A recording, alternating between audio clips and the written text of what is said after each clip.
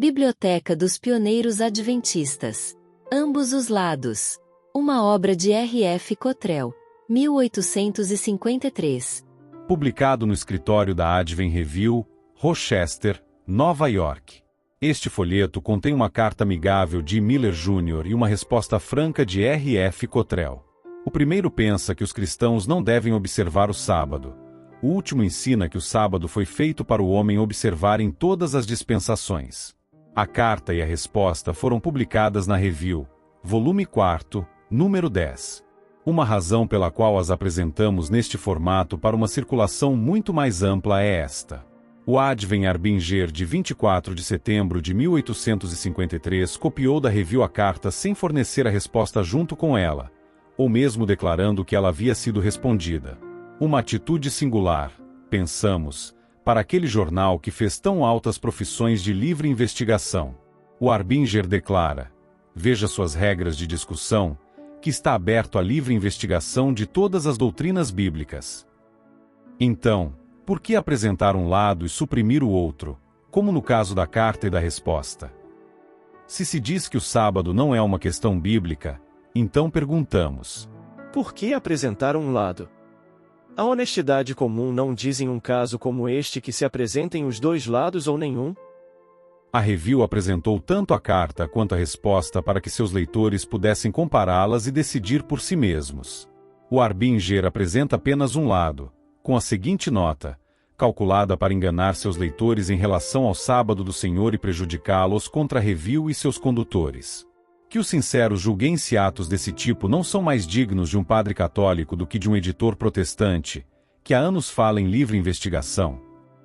Publicamos repetidamente que, se os defensores do sábado judaico apresentassem uma declaração clara da Bíblia de que os cristãos são obrigados a guardar esse dia, nós acreditaríamos.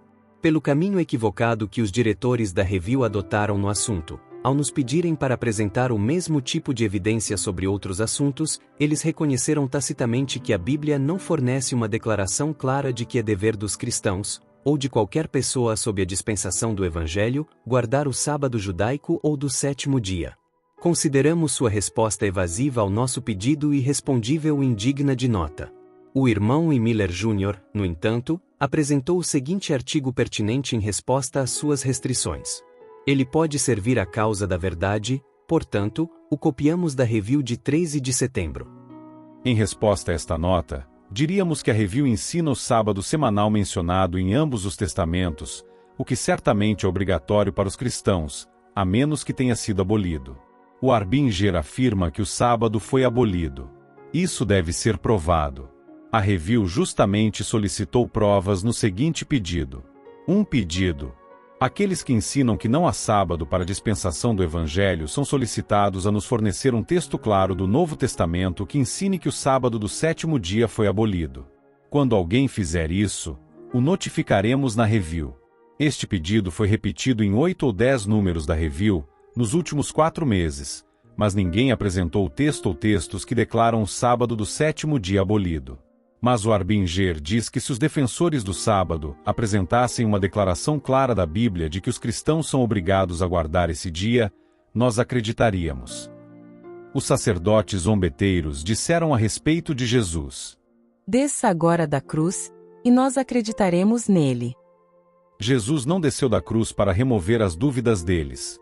Nem o grande Deus repetiu o quarto mandamento uma segunda vez no Novo Testamento, com medo de que o cavilador tivesse a chance de se esquivar. Por que uma segunda edição da lei do sábado deveria ser dada, a menos que a primeira fosse abolida? O pedido do precursor é injusto. Quando isso provar por testemunho claro que a primeira edição do quarto mandamento foi abolida, então mostraremos uma segunda edição do Novo Testamento ou abandonaremos o sábado. Ensinamos o sábado da Bíblia. Que aqueles que afirmam que ele foi abolido apresentem um texto claro para provar sua afirmação. Este é um pedido razoável. Eles apresentarão o texto? Não queremos nenhuma de suas inferências de 2 Coríntios 3, Romanos 14, Colossenses 2, versos 14 a 17, que foram repetidas centenas de vezes. Elas não deveriam ser permitidas em um caso como este. Deus deu a lei do sábado na linguagem mais clara possível, e ninguém deveria se convencer de que ela foi abolida, a menos que encontre um testemunho tão positivo e claro, vindo de uma autoridade tão elevada. Romanos 14 não menciona o sábado. 2 Coríntios 3 fala de duas ministrações da lei de Deus. Que a ministração da morte poderia ser abolida e dar lugar à ministração do Espírito sem afetar a lei é evidente. Colossenses 2, verso 16 diz: Ninguém, pois, vos julgue pelo comer, ou pelo beber, ou por causa de um dia santo, ou da lua nova, ou dos sábados. Que esses dias de sábado, ou sábados, aqui associados à comida, bebida, dia santo e lua nova, são os sábados anuais dos judeus, associados às mesmas ordenanças em Levítico 23, é perfeitamente claro. O texto não faz referência ao sábado do Senhor nosso Deus. Mas admitindo que o sábado do sétimo dia seja mencionado, então o que se ganha? Na verdade, nada, pois nenhuma palavra é dita sobre sua abolição. Os homens podem inferir que o sábado está incluído no escrito à mão de ordenanças, mencionado no versículo 14, ou que é referido no versículo 16. Mas tais inferências não devem ser consideradas de menor importância em um caso como este, na ausência de um testemunho claro e direto. Contemplem a demonstração do poder divino na entrega dos 10 mandamentos. A fumaça subiu do Monte Sinai como a fumaça de uma grande fornalha. Os relâmpagos brilharam e os trovões de Jeová rolaram por sua base. Deus havia descido sobre ela em terrível grandeza, para falar aos ouvidos de todo o povo os 10 preceitos de sua santa lei.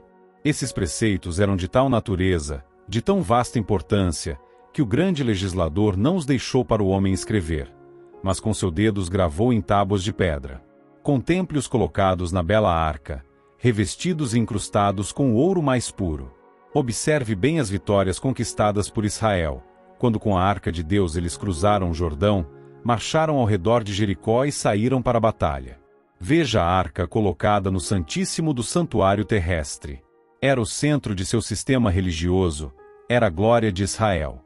O 4º mandamento estava naquela arca, e por sua violação as maiores maldições são pronunciadas pelos profetas, e pela observância do sábado, as maiores bênçãos são prometidas.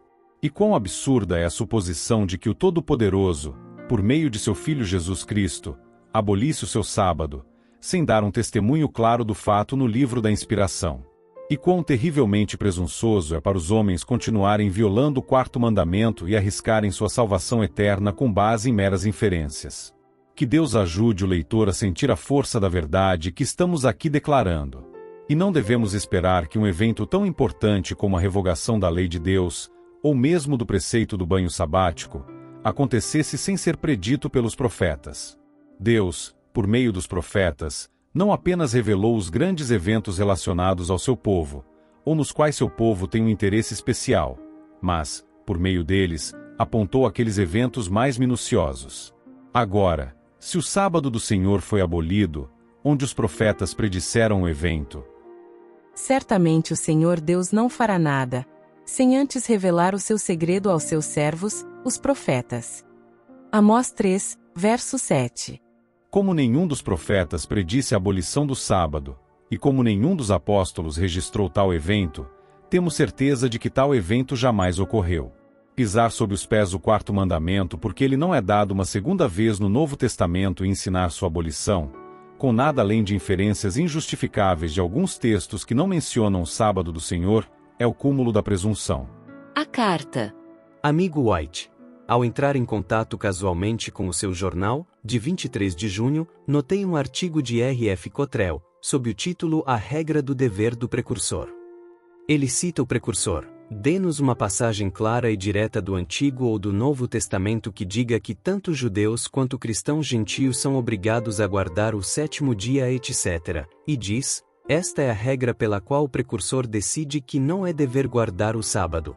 E para mostrar a invalidade da regra, diz: dê-nos uma passagem clara e direta que diga que tanto judeus quanto cristãos gentios não devem matar, roubar ou dar falso testemunho. Não se pode encontrar nenhuma passagem assim. Desejo testar esta afirmação e a validade da regra mencionada. Para fazer isso, vamos declarar 2 fatos importantes, a saber: 1. A lei do Monte Sinai, ou a regra de vida para o povo de Deus, conforme dada na lei, nos profetas e nos salmos, é dada a Israel e constitui a regra de obrigação moral para essa dispensação. 2. A regra de vida dada pelos apóstolos é a regra da vida cristã. A dispensação passada é familiarmente chamada de dispensação judaica ou da lei, e a presente, de dispensação cristã ou do Evangelho. Se, na dispensação passada, alguém que não pertencesse às 12 tribos quisesse garantir o favor de Deus, deveria se tornar judeu sendo circuncidado e se submeter à obediência à regra de vida da época. Se alguém, seja judeu ou gentio, agora quiser garantir o favor de Deus, deve se tornar cristão e se submeter à regra de vida dada pelos apóstolos. Agora, vejamos se temos alguma proibição direta de matar, roubar, etc. 1 Pedro 4, verso 15. Mas nenhum de vocês sofra como assassino ou como ladrão. 1 João 3, verso 15. E sabeis que nenhum homicida tem a vida eterna permanecendo em si. Apocalipse 21, verso 8. E os homicidas terão a sua parte no lago que arde com fogo e enxofre. Gálatas 5, verso 21. Os assassinos são contados entre as obras da carne, e os tais não herdarão o reino de Deus. Efésios 4, verso 28. Aquele que furtava, não furte mais. Portanto, deixando a mentira, fale a verdade cada um com o seu próximo. Colossenses 3, verso 9. Não mintam uns aos outros. Aqui está a proibição das coisas especificadas em várias línguas, mais exemplos dos quais poderiam ser trazidos, além de alguns casos em que os apóstolos citaram os antigos mandamentos referentes a essas coisas, em forma, como em Romanos 13, verso 9. Que o seu correspondente não tente, como decorre do seu breve artigo, sustentar sua afirmação dizendo que a palavra cristão não se encontra em nenhuma dessas passagens.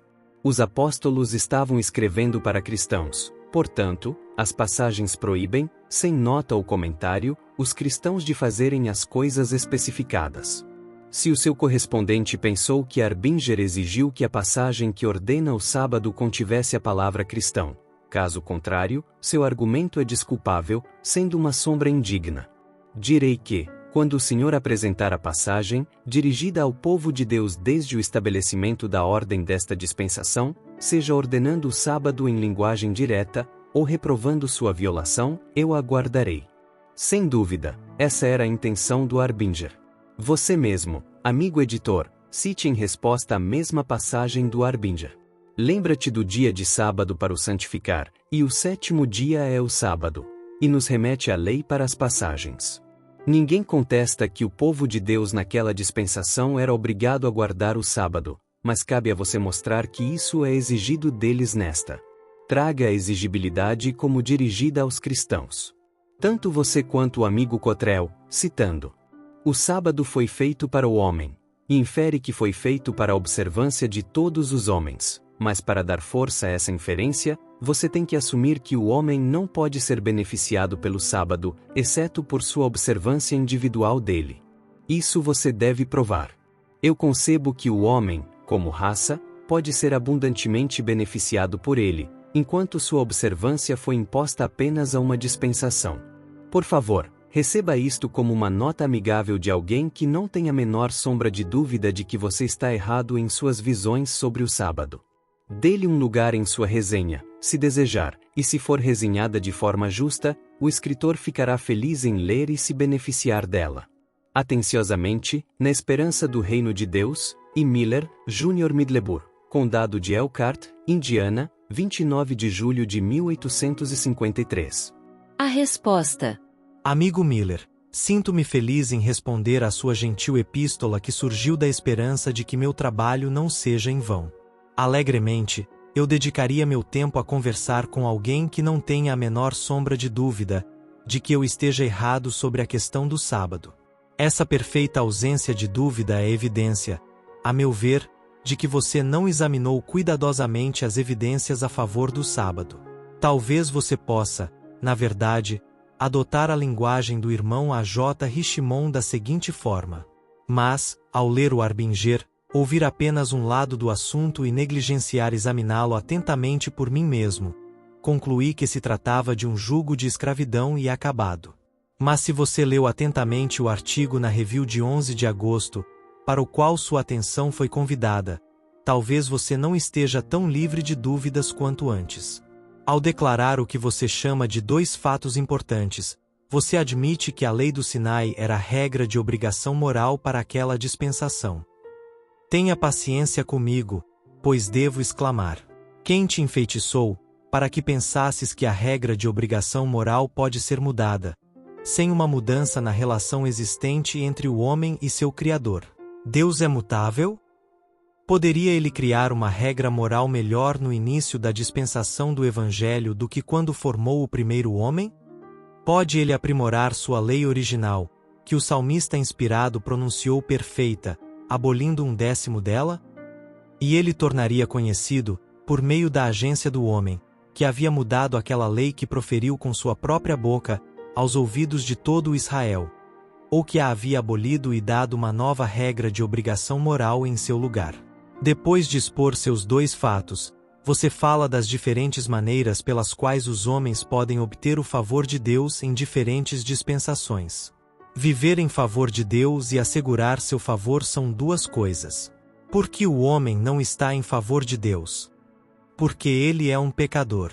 O que o tornou assim? A transgressão da lei de Deus, pois pecado é a transgressão da lei. O homem é um pecador. Ele perdeu o favor de Deus e está justamente exposto à penalidade da lei, que é a morte. Não há salvação para ele a menos que Deus abolisse sua lei ou fizesse outra lei pela qual ele pudesse ser perdoado e, assim, restaurado ao favor. Esta segunda lei é a mesma, em um sentido, em ambas as dispensações. Ou seja, consiste em fé, arrependimento e obediência a certos ritos, que são atos exteriores que expressam fé e arrependimento. Em outro sentido, ela difere muito nas 2 dispensações. Na primeira dispensação, a fé estava em um Messias prometido e era acompanhada pela obediência a ritos típicos.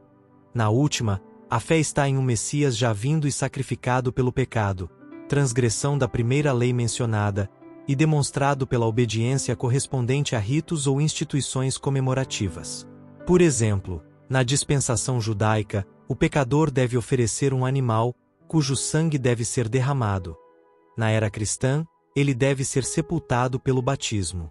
A linguagem da primeira era: Deus proverá um sacrifício pelo pecado. A última declara que Cristo morreu por nossos pecados, foi sepultado e ressuscitou para nossa justificação. O arrependimento é o mesmo em ambas as dispensações. Consiste não meramente em tristeza, mas em romper com o pecado, transgressão da primeira lei, pela justiça. Obediência a essa lei. Tristeza não é arrependimento, mas a tristeza segundo Deus opera arrependimento, ou reforma, da qual não se arrepende. Arrependimento é deixar os pecados que eu amava antes, e mostrar que verdadeiramente me aflijo, não os cometendo mais. Assim, vemos que, para salvar pecadores, deve necessariamente haver uma segunda lei, ou a primeira deve ser abolida. Eu mostrei que esta segunda lei na nova dispensação difere da lei correspondente na antiga. Consequentemente, elas são distinguidas uma da outra no Novo Testamento. A primeira sendo designada como a obra da lei, a última como a audição ou obediência da fé. Deus aboliu a primeira lei para salvar toda a humanidade em seus pecados? Ou instituiu uma segunda lei para salvar os crentes de seus pecados? O perdão dos pecados dá ao perdoado o direito de cometer a mesma coisa novamente? Observe. Cristo não morreu para redimir o homem da transgressão de uma lei dada pelos apóstolos após sua morte, mas para redimi-lo do pecado contra uma lei já existente. Por lei moral, ou regra de obrigação moral, entendo a primeira, ou lei original, a lei que o homem teria guardado se tivesse continuado no favor de Deus, e que deve guardar se for restaurado ao seu favor. Por lei cerimonial ou ritual, entendo a segunda, a lei que reconhece o homem como pecador e é um meio de restaurá-lo ao favor. Vendo assim, fico surpreso quando ouço alguém falar de uma mudança na obrigação moral. Para mim, parece equivalente a uma mudança no próprio Deus, que ele tenha se tornado mais sábio desde sua primeira tentativa de uma regra de vida perfeita. O sábado faz parte da lei original. Foi feito antes do homem pecar. E como foi feito? Deus repousou sobre ele, e então o abençoou e santificou, porque ele havia repousado sobre ele. Se você puder mostrar qualquer outro tempo e maneira de fazer o sábado, peço que o faça. Em relação à expressão de nosso Salvador, de que o sábado foi feito para o homem, os eruditos nos informaram que, no grego, a palavra homem é qualificada por um artigo não traduzido. Esse artigo, quando traduzido, é o artigo definido, o. Assim, na língua original, a passagem lê-se: o sábado foi feito para o homem, e como havia apenas um par de seres humanos na época em que foi feito, não podemos estar perdidos em relação ao homem para quem foi destinado. Isso mostra que o sábado não era uma instituição judaica, e se Adão poderia ter sido beneficiado por ele sem observá-lo, você observará, é claro, sua própria opinião. Descobrimos a necessidade das duas leis na natureza das coisas como elas existem: o homem como pecador e Deus disposto a salvá-lo. Agora, se pudermos encontrar as duas leis na Bíblia, o testemunho para mim será suficiente. Deus proferiu os 10 mandamentos com sua própria voz e os escreveu com seu próprio dedo em tábuas de pedra. Moisés escreveu as ordenanças da Igreja Judaica em um livro. A primeira é chamada de a Lei de Deus, os Mandamentos de Deus. A segunda, a Lei de Moisés e a Lei do Senhor, dada pela mão de Moisés. As tábuas são chamadas de as Tábuas da Aliança. O livro é chamado de o Livro da Aliança e o Livro de Moisés. Êxodo 31, verso 18, Deuteronômio 31, versos 21 a 26, Deuteronômio 9, versos 9 a 11, 2 Crônicas 34, verso 30, e Marcos 12, verso 26. O termo lei no Novo Testamento às vezes significa uma dessas leis, e às vezes a outra. O contexto sempre determina a qual se refere. Rejeitando a ideia de duas leis e afirmando que a palavra lei sempre significa uma e a mesma coisa, você mostrará como reconciliar ou harmonizar as seguintes escrituras. A lei de um mandamento carnal. Hebreus 7, verso 16. Sabemos que a lei é espiritual. Romanos 7, verso 14. Mudando-se o sacerdócio, faz-se necessariamente uma mudança também da lei. Hebreus 7, verso 12. Até que o céu e a terra passem, nem um jota ou um tio se omitirá da lei, sem que tudo seja cumprido. Mateus 5, verso 18. Tendo abolido em sua carne a inimizade, a saber, a lei dos mandamentos contidos em ordenanças. Efésios 2, verso 15. Não penseis que vim destruir a lei. Mateus 5, verso 14. Também desceste sobre o monte Sinai, e falaste com eles do céu, e lhes deste juízos retos e leis verdadeiras, leis da verdade, bons estatutos e mandamentos. Neemias 9, verso 13. Porque não executaram os meus juízos, mas desprezaram os meus estatutos e profanaram os meus sábados, fizeram estas coisas antes da entrega de a lei no Sinai. E seus olhos estavam após os ídolos de seus pais.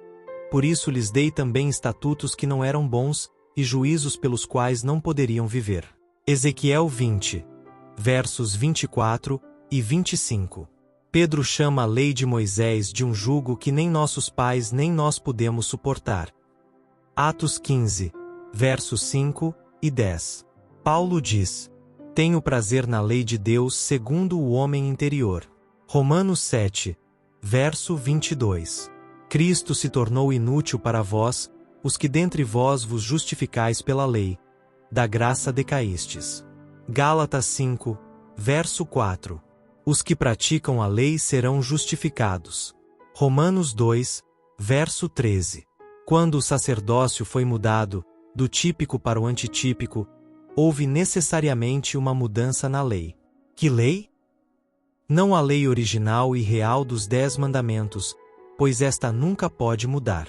A ideia de que o 4º mandamento foi cumprido por Cristo e, consequentemente, abolido, é falso. pois essa lei não passa por pequenos fragmentos. Nem um jota ou um tio se omitirá de modo algum da lei, até que tudo seja cumprido. Portanto, se o cumprimento a abolir, tudo será cumprido e tudo caminhará junto. Mas o contexto mostra que todos os profetas devem ser cumpridos antes que uma partícula da lei possa passar. Tiago informa aos cristãos que, se cumprirem a lei real, eles fazem bem. Ele também lhes diz que qualquer que guardar toda a lei, e ainda assim, tropeçar em uma, se torna culpado de todos. E para que ninguém se engane com a lei da qual ele fala, ele imediatamente cita 2 dos 10 mandamentos. Tiago 2, versos 8 a 12. A primeira lei então não é alterada. Devemos, portanto, olhar para a segunda. A lei ritual, como vimos, é alterada de um caráter típico para um caráter comemorativo. Agora é conhecida como o Evangelho ou a fé. O pecado ainda é a transgressão da lei, e o salário do pecado é a morte. Para escapar dessa penalidade e garantir o favor de Deus, uma pessoa deve ser obediente à fé. Ele deve se tornar um cristão e se submeter à regra, submetido e ensinado pelo apóstolo. Ele deve ter prazer na lei de Deus, segundo o homem interior, guardar toda a lei e não ofender um único preceito, para que não se torne culpado de todos. Pois há um só legislador, não 12, que pode salvar e destruir. Tiago 4, verso 12. Aqui estão os que guardam os mandamentos de Deus e a fé de Jesus. Os mandamentos são uma coisa, e a fé é outra. Os apóstolos ensinaram ambas. Diz Paulo: anulamos, pois, a lei pela fé? De modo nenhum, antes, confirmamos a lei. Romanos 3, verso 31. De nenhuma maneira a imutabilidade da lei de Deus poderia ser mais efetivamente estabelecida do que pela morte do Filho de Deus para libertar o homem de sua penalidade.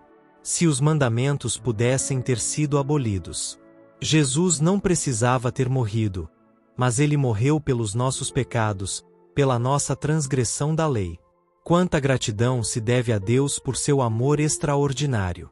E como podemos demonstrar nossa gratidão melhor do que rompendo com nossos pecados e guardando essa santa lei? Diz Davi: a lei do Senhor é perfeita, convertendo a alma. Convertendo a alma da transgressão para a obediência, do pecado para a santidade. Diz Tiago: mas aquele que atenta bem para a lei perfeita da liberdade e nela persevera, não sendo ouvinte esquecido, mas fazedor da obra, este será bem-aventurado em sua ação. Como amo a tua lei! Diz Davi: é a minha meditação o dia todo. Tenho prazer na lei de Deus segundo o homem interior, responde Paulo. Diz Davi: todos os seus mandamentos são seguros, permanecem firmes para todo o sempre. É mais fácil passar o céu e a terra do que cair um tio da lei, diz o Senhor Jesus. Com todo o testemunho de Jesus e do apóstolo sobre a perpetuidade e imutabilidade de toda a lei dos 10 mandamentos de Jeová, quem pode ser tão teimoso a ponto de se recusar a guardar o 4º ou quaisquer outros mandamentos, porque não são dados uma segunda vez no Novo Testamento? Os apóstolos frequentemente citam os mandamentos como uma lei padrão, mas nunca reeditaram nenhum deles, pela excelente razão de que nenhum deles jamais foi abolido. Você ainda pergunta por que não há mais testemunho a favor do sábado no Novo Testamento? Eu respondo na linguagem do irmão White. Falando do cumprimento dos sinais no sol, na lua e nas estrelas, ele diz: Deus nunca revelou sua verdade ao homem de maneira a compeli-lo a crer. Aqueles que desejaram duvidar de sua palavra, sempre encontraram um amplo campo para duvidar e um amplo caminho para a perdição. Enquanto aqueles que desejaram crer, sempre encontraram uma rocha eterna na qual basear sua fé. Sinto-me perfeitamente satisfeito com a evidência dada a favor do sábado no Novo Testamento. Não desejo que uma única palavra seja acrescentada a ela. O Senhor faz todas as coisas bem. Ele permitiu que o homem do pecado se exaltasse acima de Deus e ditasse leis ao mundo. Mas ele, em breve, vindicará sua própria verdade. O Senhor Jesus será revelado do céu, em chamas de fogo, tomando vingança sobre aqueles que não conhecem a Deus e não obedecem ao Evangelho de nosso Senhor Jesus Cristo. Por duas razões, os ímpios são condenados. 1. Eles não conhecem a Deus, o Pai. 2. Eles não obedecem ao Evangelho de nosso Senhor Jesus Cristo, o Filho. Como sabemos que conhecemos a Deus? Deixe um apóstolo responder. E nisto sabemos que o conhecemos, se guardarmos os seus mandamentos. Aquele que diz, eu o conheço e não guarda os seus mandamentos é mentiroso, e a verdade não está nele. 1 João 2, versos 3 e 4. O sábado, em particular, é um sinal do conhecimento do Deus verdadeiro. Santificai os meus sábados, e eles servirão de sinal entre mim e vós, para que saibais que eu sou o Senhor vosso Deus. Ezequiel 20, verso 20. Assim, vemos que, enquanto o remanescente guarda tanto os mandamentos quanto a fé, os ímpios são condenados por rejeitar ambos. Feliz será aquele que tiver parte com o remanescente. Bem-aventurados aqueles que guardam os seus mandamentos, para que tenham direito à árvore da vida e possam entrar pelas portas na cidade. Você declarou meu argumento, a respeito da regra do precursor, desculpável, pois entendi que ele queria dizer o que disse. A exigência era que a passagem dissesse que tanto o judeu quanto o cristão gentil são obrigados a guardar o 7º dia. E para que não fosse mal interpretado, enfatizou as palavras e cristão, colocando-as em itálico. Além disso, depois que a review citou alguns textos sobre o sábado, o precursor respondeu: nenhuma palavra é dita ou insinuada sobre cristãos nos textos citados. Ele não disse que essas palavras não eram dirigidas aos cristãos, mas julga que a revisão pretendia fazer os textos lerem: cristãos, lembrem-se do dia de sábado, etc. Admito que os apóstolos se dirigiram aos cristãos e proibiram não apenas matar, roubar e mentir, mas também a violação de todo o preceito daquela lei que dizia: não matarás. Tiago 2, versos 10 e 11. Jesus se dirigiu aos seus discípulos e disse: qualquer, pois, que violar um destes menores mandamentos e assim ensinar aos homens, será chamado o menor no reino dos céus. Qualquer que inclui todos. Portanto, significa uma conclusão tirada do que ele acabará de afirmar sobre a perpetuidade de toda a lei e mostra que a lei e os mandamentos são uma e a mesma coisa. Esses mandamentos referem-se aos mandamentos existentes na época, e não aos mandamentos dados pelos apóstolos alguns anos depois. O 4º mandamento da lei exigia a observância do sábado. Ele foi conectado com boas leis pelo próprio Deus, sendo escrito com seu próprio dedo no meio delas. Portanto, o que Deus uniu, não o separe o homem. Amém. Tenha certeza de que tudo o que eu disse procede dos mais gentis sentimentos, e se você, ou qualquer outra pessoa, puder se beneficiar disso, meu objetivo ao escrever será alcançado. Atenciosamente, na esperança de encontrar todos os santos no reino. R.F. Cottrell. Mill Grove, Nova York, 18 de agosto de 1853. É judaico. Quando apresentamos a santa lei de Deus e argumentos das Escrituras, os objetores dizem, para encontrar uma falha: é judaico. Embora no início, Jeová tenha abençoado e santificado seu dia de descanso, a mesma crença ainda é expressa. É judaico. Embora com o mundo este descanso tenha começado, e daí por todas as Escrituras correram, e Jesus disse que foi feito para o homem. É judaico. Embora não com os ritos judaicos, que passaram, mas com a lei moral foi classificada, que deve perdurar enquanto durar o tempo. É judaico. Se, a partir da Bíblia, apresentarmos o significado e a intenção do sábado, isso responde a todos os argumentos. É judaico. Embora os discípulos Lucas e Paulo continuem a chamar este descanso de sábado, isso responde a todos. É judaico. A expressão clara do instrutor do Evangelho, de que o pecado é da transgressão da lei, parece não causar a menor impressão. É judaico. Eles amam o descanso da invenção do homem. Mas se mencionarmos o dia de Jeová, isso põe fim a toda contenda. É judaico,